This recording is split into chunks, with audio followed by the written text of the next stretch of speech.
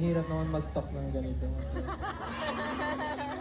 Galing lang kaya siya mag-rap. Kasi parang, wala na bang ibang way para ma-deliver siya ng maayos, kundi maging very emotional ka. And I think, Sige, try mo na growing with SB19, yun yung na-try kong makontrol yung emotions ko. Pero I don't think kaya ko siyang makontrol tonight seeing you guys.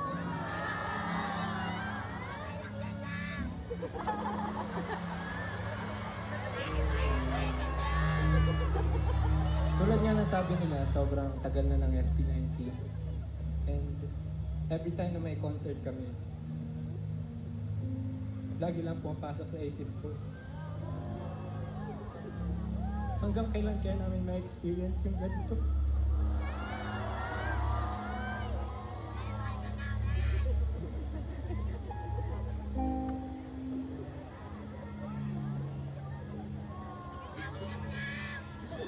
Marami kaming kinakatakutan pero knowing na nandyan kayo sa amin, sobrang kampante kami na magiging okay lahat.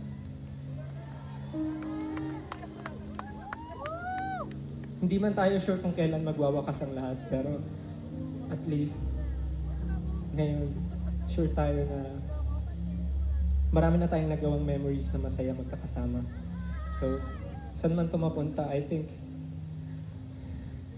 enough na yun para masabi naging makabuluhan yung buhay ko. So, maraming salamat, 18. Thank you.